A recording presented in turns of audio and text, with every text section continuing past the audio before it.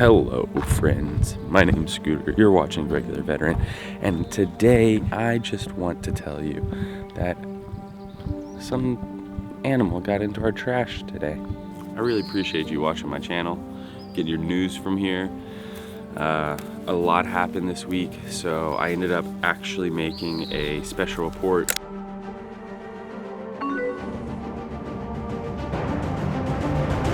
This is an American company that takes tourists to see the site of the Titanic for the price of $250,000 per customer. OceanGate's website shows it owns and operates several subs, but only one is technically capable of reaching the depth of the Titanic. The Titanic wreckage sits at 12,500 feet. The Titan can reach just beyond that at 13,000 feet. The noises were heard by a Canadian P3, and that was this morning and some yesterday. I don't know specifically over that 30-minute intervals, but again, I really think the important point to that is we're in the air, we're searching there. We moved assets and we're searching there, and we'll continue to do so. In consultation with experts from within the Unified Command, the debris is consistent with the catastrophic loss of the pressure chamber. There are acoustic networks around. Some are research, some are intelligence. We got confirmation within an hour that there had been a loud bang at the same time that that comms were lost. A loud bang on the hydrophones, loss of transducer or transponder, loss of comms. I knew what happened. Sub imploded. I sent emails to everybody I know. I said, we've lost some friends. The sub has imploded. It's on the bottom in pieces right now. I sent that out Monday morning. Of a freight train plunging into the Yellowstone River after a bridge collapsed. Multiple tanker cars were damaged and leaking chemicals into the river northeast of America's treasured national park. Officials telling ABC News that 4 derailed cars were carrying molten sulfur and 3 were carrying hot asphalt, saying those substances leaked into the river. Water treatment facilities in 3 cities, including Billings, now taking emergency protective measures, telling residents to conserve water, but adding there is no reported threat to life or property. During the department's regular oversight of our execution of Presidential Drawdown Authority for Ukraine, we discovered inconsistencies in equipment valuation for Ukraine. In a significant number of cases, services used replacement costs rather than net book value, thereby overestimating the value of the equipment drawn down from U.S. stocks and provided to Ukraine. Once we discovered this misvaluation, the comptroller reissued guidance on March 31st, clarifying how to value equipment in line with the financial management regulation and DoD policy to ensure we use the most accurate of accounting methods. We have confirmed that for FY23, the final calculation is $3.6 billion, and for FY22, it is $2.6 billion, for a combined total of $6.2 billion. Journalist Aaron Mate spoke for us all, I think, when he responded, yet another accounting error frees up billions of more dollars for the Ukraine proxy war. How come these errors never free up any money for U.S. healthcare or the unhoused? Yes. So as that Anne Hathaway lookalike told us, they have gotten some more money. You know, how nice for them. It's like they drew that community chess card in Monopoly. Bank error in your favor, collect $200. Mm-hmm. Lucky. Yeah. As our report details, the FBI was too willing to accept and use politically funded and uncorroborated opposition research, such as the Steele dossier.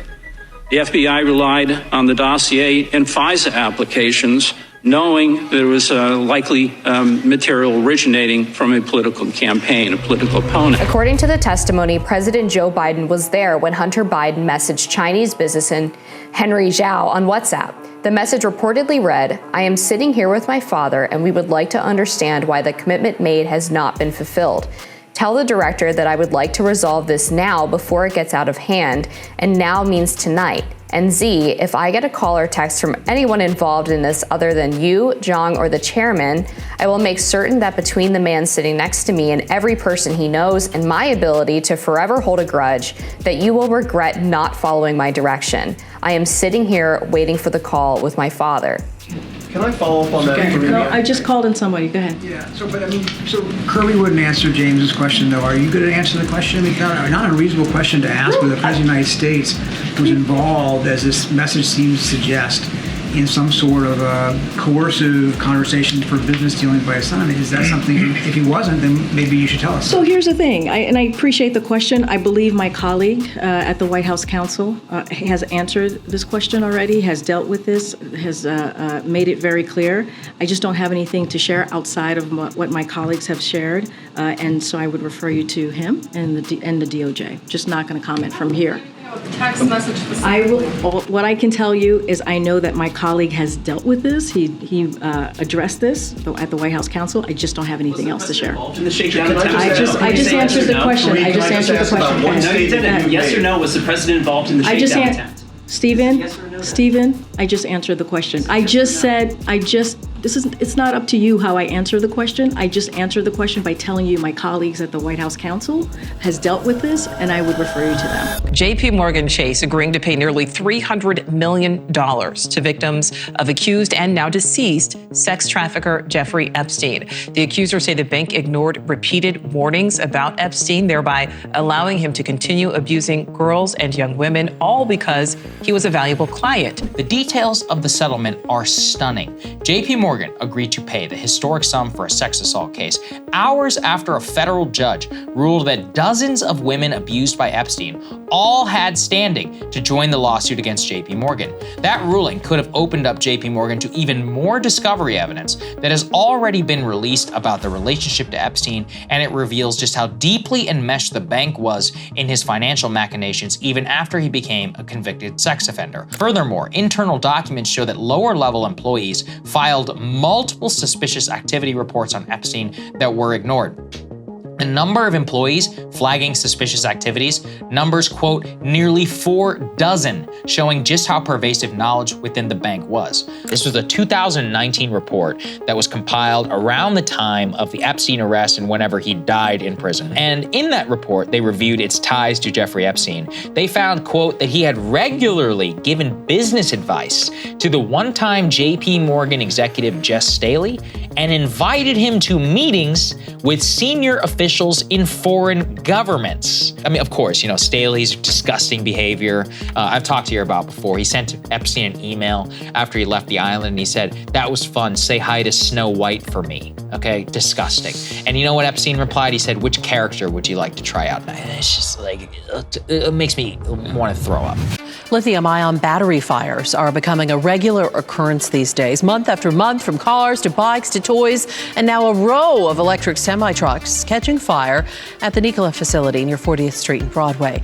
But the company thinks someone is to blame, and this comes 1 week after the company announced some major job cuts. There have been over 108 lithium-ion related battery fires in this city this year alone.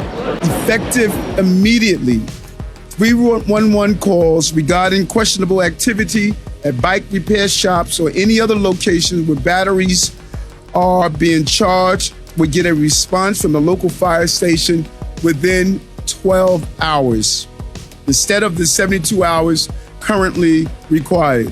Examples of questionable activities will include large number of batteries being charged close together, mazes of extension cords, sale of batteries that appear to be refurbished, and informal charging centers that do not appear to be properly licensed businesses.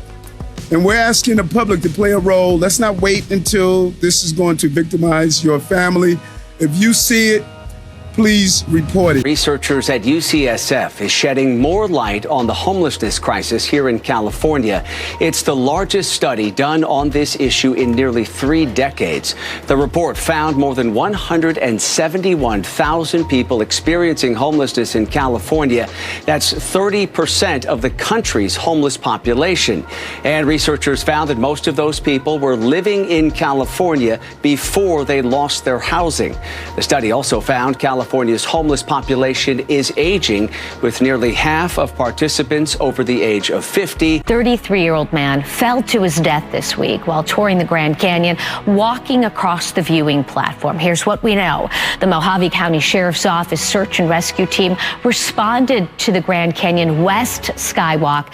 This was around 9 o'clock Monday morning after receiving multiple reports that the unidentified 33-year-old man fell over 4,000 feet, plummeting off the walkway. That allows tourists to look down to the bottom of the canyon.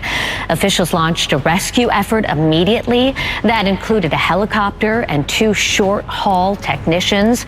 Man was determined to be deceased. We now know which wealthy benefactor guaranteed $500,000 bail just to keep Sanders out of jail pending his trial on those charges of allegedly embezzling campaign money, lying to get unemployment aid, and lying to Congress. His aunt and his father were the guarantors of that $500,000 bail. Thousands of nurses from 3 different Providence healthcare facilities are on the picket line.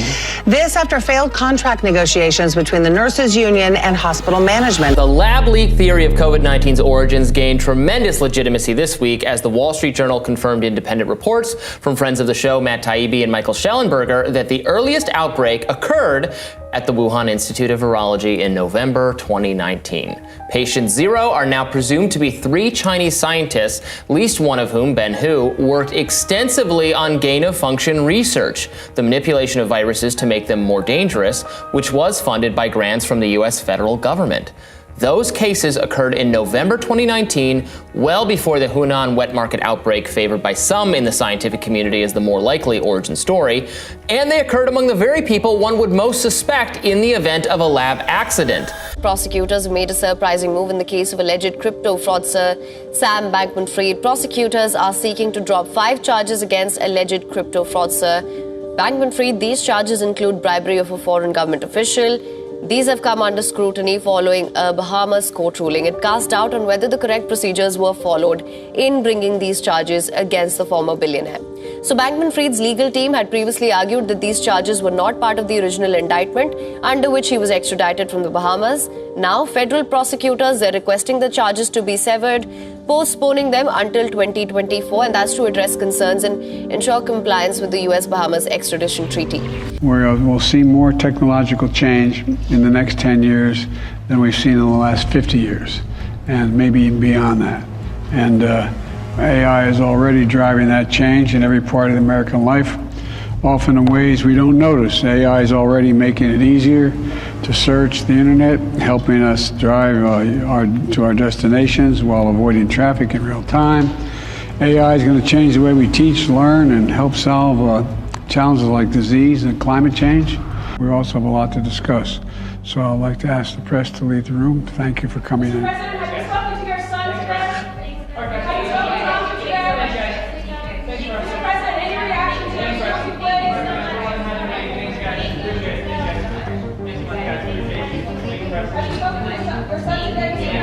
I'm very proud of my son.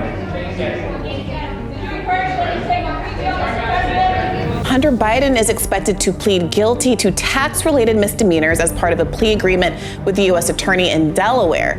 According to court documents filed this morning, Biden will plead guilty to 2 minor tax crimes. In exchange, the gun charges against him are expected to be dismissed should he meet the conditions of his probation. Legal experts told NBC News that Biden is unlikely to face any jail time in the case. In a statement, an attorney for the president's son said, quote, "I know Hunter believes it is important to take responsibility for these mistakes he made during a period of turmoil and addiction in his life. He looks forward to continuing his recovery and moving forward." Reporters described the president's son as being at ease, shaking hands and chatting. The dinner came just hours after Republicans released transcripts of their interviews with 2 whistleblowers at the IRS, who claimed the Justice Department granted Hunter Biden preferential treatment. According to the transcripts, the whistleblowers claim some investigators pushed for Hunter to face felony charges, and they claim senior Justice Department officials blocked prosecutors' attempts to bring charges against Hunter here in Washington and California. Department of Justice arrested now 18-year-old Matteo Ventura in Massachusetts last week on, quote, allegations of providing financial support to the Islamic State group, The Intercept reports. According to The Intercept, however, the only terrorist he's accused of being in contact with was an undercover FBI agent who befriended him online when he was just 16 years old. He solicited cash donations via gift cards and directed him not to tell anyone about their online relationship. Ventura's family has reportedly denied allegations that their son was a terrorist and said he was manipulated by the FBI. Matteo's father, Paul Ventura, who is on the left of Matteo in this cell phone photo, told The Intercept, quote, he was born prematurely, he had brain development issues, I had the school do a neurosurgery evaluation on him and they said his brain was underdeveloped. He's being bullied a lot at school at the time that he's also befriending this FBI agent / ISIS informant, or ISIS member, as reporting to be online. So when he turned 18, after 2 years of grooming online, shortly thereafter, a few months thereafter, he was arrested and now, characterized as a very serious national security threat. But in reality, the facts of the investigation don't seem to bear that out.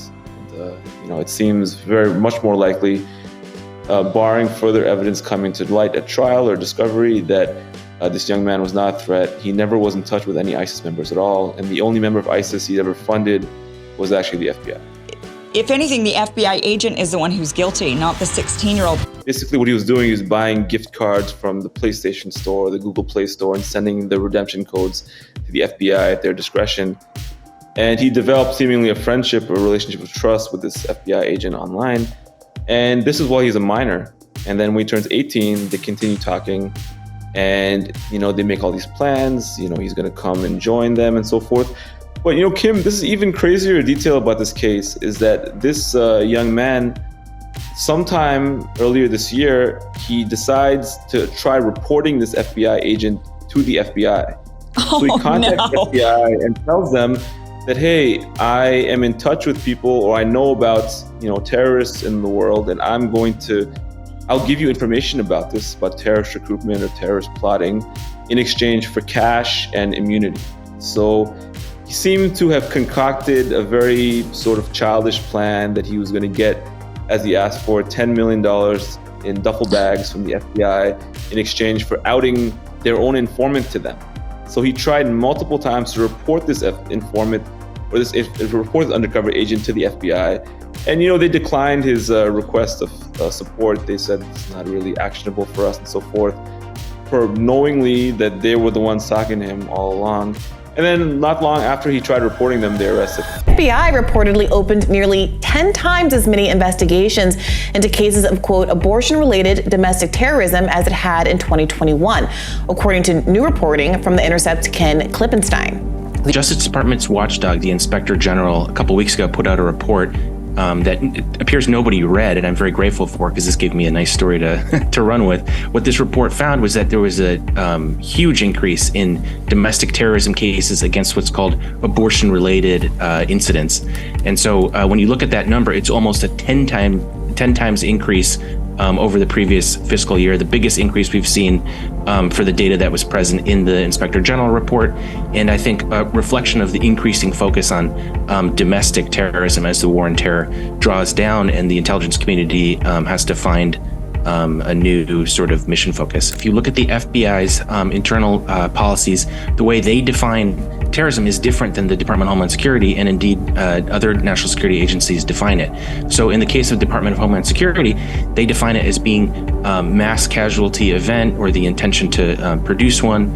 And in the case of the FBI, they don't actually need that. It can be damage to property. It doesn't include that criteria. And so that leads to a lot of these cases being prosecuted. This is a 5-minute vote. The Homeland Security and Judiciary Committees are currently weighing articles of impeachment against President Biden. The House voted along party lines yesterday to refer the measure to the panels. This move sidestepped a vote on the resolution after House Speaker McCarthy and other Republicans voiced concerns that the impeachment effort was rushed. These things have no shelf life in the U.S. Senate. They are headed nowhere. These are political messaging bills. The Bidens will present a number of tokens to Prime Minister Modi. Among the gifts is an antique American book, galley, dating back to the early 20th century. Prime Minister Modi will also be presented with a vintage American camera, along with an archival print of a patent of the first Kodak camera and a hardcover book of American wildlife photography. The US First Lady will also gift the Indian leader a signed first edition copy of the collected poems of Robert Frost. Meanwhile, the Indian Prime Minister has also brought a slew of gifts for the host. First Lady Jill Biden was gifted with a 7.5 carat lab-grown green diamond. The diamond has reportedly been created using eco-friendly sources like solar and wind power. The diamond was presented in an exquisite artisan box, highlighting timeless Kashmiri craftsmanship. And the US President was gifted an ancient Indian text that acknowledges and celebrates his lifetime. The text, called Vaikanas Griha Sutram, marks the milestone of a person who has seen 1,000 full moons as he completes the age of 80 years and 8 months. The scriptures came in a special sandalwood box, which has been intricately carved by a Rajasthan craftsman. Prime Minister Modi also presented a first edition copy of the 10 Principles of the Upanishads, which was written by William Butler Yeats, a poet highly admired by Joe Biden. A handshake between two of the world's most powerful men. Indian Prime Minister Narendra Modi met with Elon Musk in New York on Tuesday, a meeting where future partnerships were explored, especially concerning car manufacturer Tesla. And while nothing concrete was announced, Musk has expressed his willingness to move into the Indian market as soon as possible. I'm confident that Tesla will be in India and will do so as soon as humanly possible. I'd like to thank the Prime Minister for his support, and hopefully we'll be able to announce something in the not-too-distant future.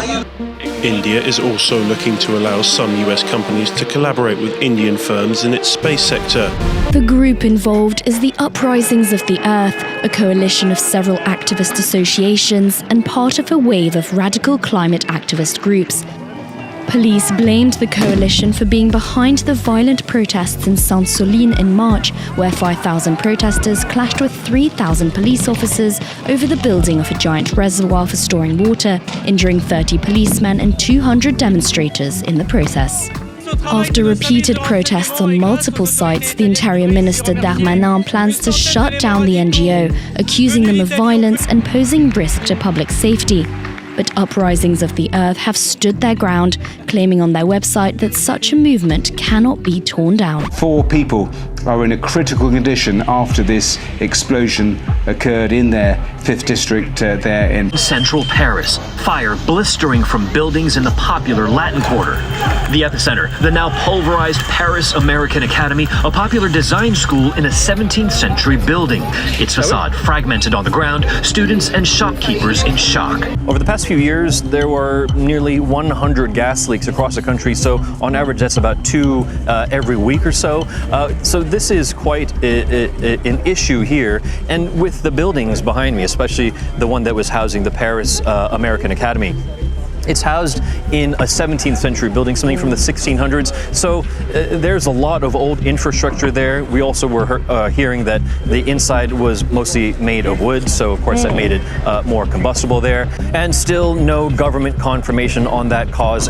An update now on a disturbing story out of Kenya that we've been following very closely. More than 300 bodies have been found in shallow graves in a forest, and authorities say scores of mass graves are yet to be uncovered. Most of the victims were followers of a controversial pastor who is now in police custody. His followers were allegedly brainwashed into believing that starvation was their ticket to salvation. Now, in a shocking incident, teachers of a kindergarten school in Taiwan have been accused of sedating young children with drugs. They have been using cough syrups for the sedation. The parents noticed unusual symptoms in their children back in May. Amid a series of complaints, police has now launched an investigation. This has also sparked widespread alarm among the public. 6 temporary lanes are expected to open within 2 weeks. The governor joined President Joe Biden this morning for an aerial tour of the catastrophic damage. Biden, who of course is from nearby Delaware, says he fully appreciates the severity of the situation and need to get this main artery open as quickly as possible. The victim, they're at a roadblock. Deputies believe Garcia flashed what appeared to be at the time a firearm and pistol whipped the boy before dragging his mother out of the home and into his car. Control, everyone watching further traffic. Schwartz says it's the boy's call that helped officers in a helicopter pinpoint a pair of headlights speeding down Central Avenue southeast of Turlock. A high-speed chase ended at this barricaded bridge on Kelly Road, right at the Stanislaus Merced County line. The suspect out of the vehicle dragging the victim. He had her as almost a human shield between him and our deputies. Suspect's got his hands up. With weapons drawn on him, Garcia gave the woman up. Are you okay? Are you hurt anyone? And surrendered to officers. Get on your knees. On your knees. A successful arrest thanks to the fast thinking of one brave boy.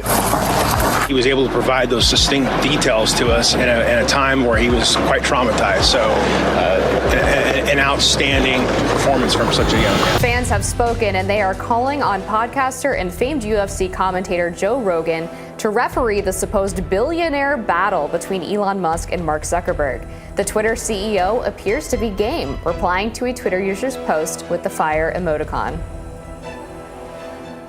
So to be clear, there's no real beef between the two, but excitement at the prospect of seeing the two tech rivals duke it out has been mounting over the past few days after Musk challenged Zuckerberg to a cage fight. A proposition to Meta's CEO was happily accepted, asking for a location. But regardless of if they actually both square up, both of these bosses have played it up on social media, taking jabs at each other, further fueling the fans. So Zuckerberg, Amber, has some jiu-jitsu training. He's 5'7" and 154 pounds. Elon is 6'1" and 187 pounds. I am all for this. I would love to watch this go down. China and Cuba are negotiating to establish a joint military training facility on the island. Private Russian military organization is accusing the Russian military of launching strikes on its training camps and killing troops.